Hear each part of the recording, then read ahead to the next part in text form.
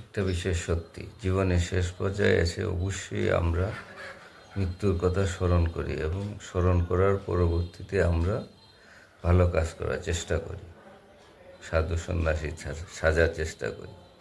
তো যাই হোক, এটা তো একদম মৃত্যুর পূর্ববর্তী সময়ের কথা।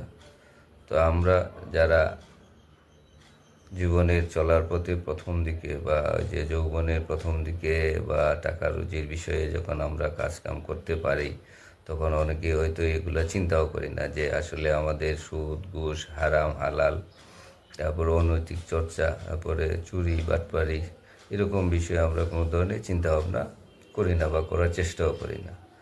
তো আমরা যেভাবে পারি সেভাবে টাকা রুজি চিন্তা করি, করতে থাকি।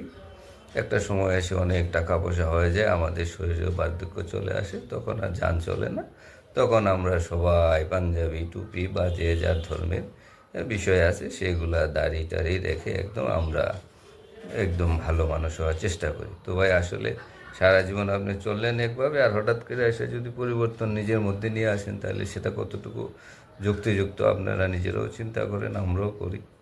তো বিষয় হলো ভাই, আসলে ওই সুদ ঘুষের বিষয় বা দুর্নীতি বা চুরি বাটপারি বা অন্যের হক মারা বা ইচ্ছাকৃতভাবে অন্যের ক্ষতি করা, এইসব বিষয়ে সাবধানতা অবলম্বন করে চলাটাই মনে হয় জীবনের জন্য ভালো, তেমনি মৃত্যুর জন্য ভালো।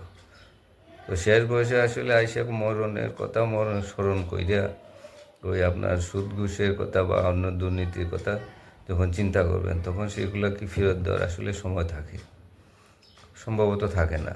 তো এই বিষয়গুলো মাথায় রেখে আমাদের যদি আমরা যখন টাকা রুজির একদম প্রাথমিক পর্যায়ে থাকি বা শেষ পর্যায়ে আসি, মানে জীবনের যে পর্যায়গুলোতে আমরা টাকা পয়সা ইনকাম করার চেষ্টা করি, সেই সময়গুলোতে যদি আমরা ভালো মন্দ চিন্তা করি, তারপরে টাকা পয়সা রুজির চেষ্টা করি, আমার মনে হয় সেটা ভালো। তবে একটা জিনিস সবারই মনে রাখা উচিত যে আসলে কত টাকা পয়সা লাগে জীবনের জন্য।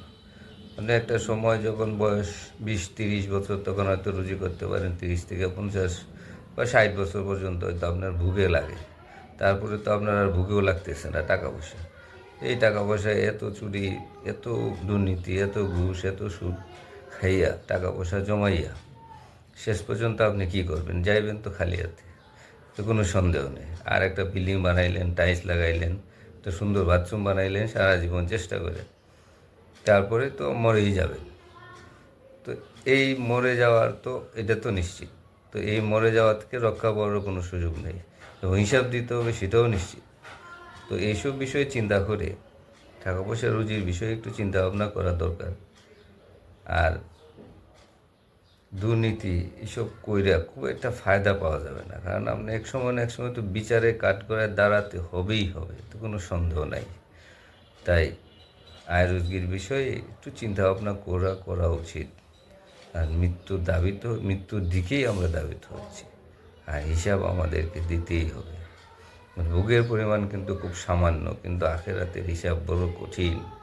সেখানে মরণ, কবর, ফুলসিরাত, হাসর, তারপরে বিচার, এগুলা বড় কঠিন পার হওয়া। তাই নিজের জীবনে চিন্তা করে এই টাকা পয়সা এত দুর্নীতি না করে, চুরি টমারি না করে ভালো হয়ে চলার চেষ্টা করি আমরা। আমি